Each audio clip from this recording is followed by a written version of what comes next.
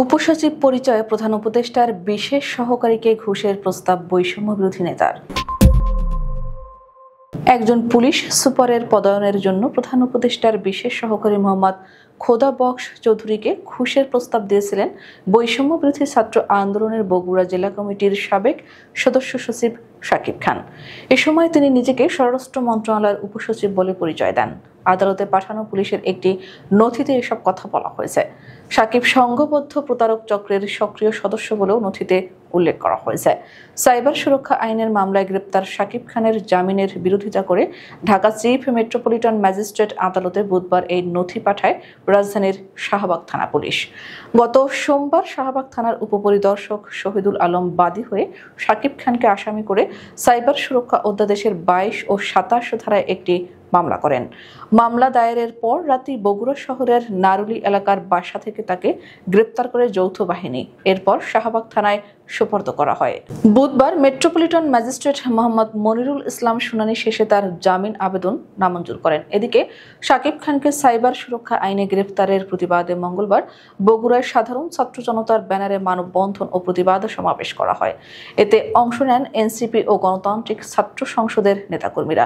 শাহবাগ থানার পরিদর্শক মোহাম্মদ আসাদুজ্জামানের স্বাক্ষরিত নথিতে উল্লেখ করা হয়, শাকিব খান নিজেকে স্বরাষ্ট্র মন্ত্রণালয়ের উপসচিব পরিচয়ে একজন পুলিশ সুপারের পদায়নের জন্য প্রধান উপদেষ্টার বিশেষ সহকারী মোহাম্মদ খোদা বক্স চৌধুরীকে একটি মুঠোফোন নম্বর থেকে ঘুষের প্রস্তাব দিয়েছিলেন।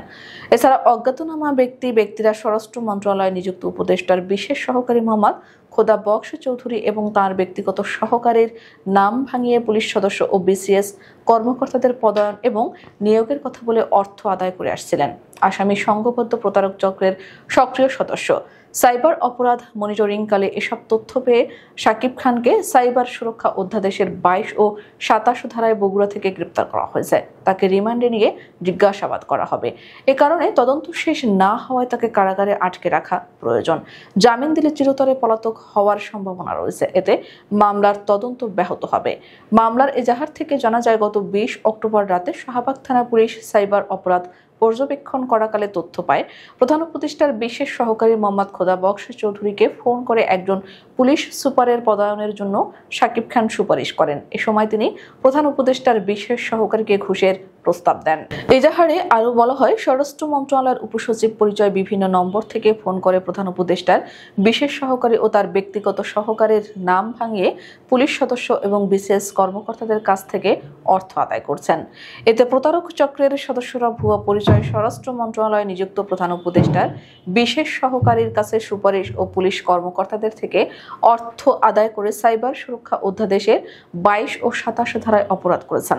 এ বিষয়ে শাকিব খানের বাবা ফরহাদ হোসেনের দাবি, সারা দেশে আইনশৃঙ্খলা পরিস্থিতির অবনতিতে অন্তর্বর্তীকালীন সরকার ও আইনশৃঙ্খলা রক্ষাকারী বাহিনীকে দায়ী করে শাকিব খান ফেসবুকে একাধিক পোস্ট দেয় পুলিশ ক্ষুব্ধ হয়ে মিথ্যা মামলায় তাকে গ্রেপ্তার করছে।